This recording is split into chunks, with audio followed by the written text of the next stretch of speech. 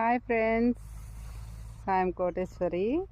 ఈరోజు నేను ద్రవజీవామృతం మీకు చూపిస్తున్నాను. నేను క్వాలిటీ ద్రవజీవామృతం 100 లీటర్లు తయారు చేసుకున్నాను.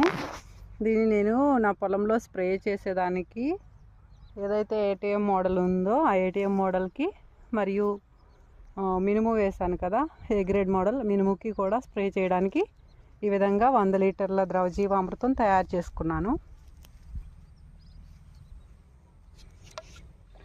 ఇది క్వాలిటీ ద్రవజీవామృతం.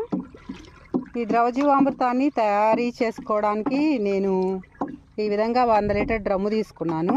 100 లీటర్ డ్రమ్ములో 100 లీటర్ల నీళ్లు తీసుకున్నాను.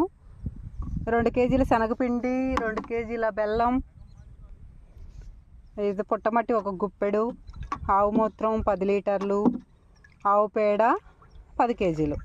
ఈ విధంగా ఇవన్నీ కూడా వాటర్లో బాగా కలుపుకొని మిక్స్ చేసుకొని ఆ తర్వాత ఈ ద్రవజీవామృతం ఈ డ్రమ్ములో కూడా మొత్తం కూడా కలుపుకోవడం జరిగింది.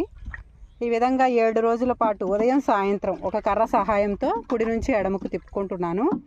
ఈ విధంగా తయారు చేసుకున్నటువంటి ద్రవజీవామృతాన్ని ఎకరాకి 5 నుంచి 10 లీటర్ల వరకు, అంటే పంట స్టేజ్ని బట్టి మొదటి 15 రోజులకి 5 లీటర్లు, తర్వాత 15 రోజులకి 5 లీటర్ల లెక్క, పంట పూర్తి కాలంలో మనం ఒక 30 లీటర్ల వరకు ఇది స్ప్రే చేసుకుంటాం. ఇది స్ప్రే చేసుకోవడం వల్ల మంచిగా పంట గ్రోత్ బాగా వస్తుంది. అలాగే బాగా పంట ఎదుగుదలకి ఇది బాగా సహాయపడుతుంది.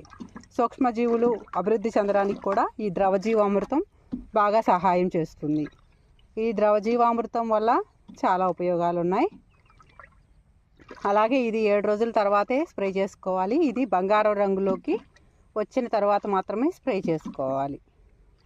Thank you.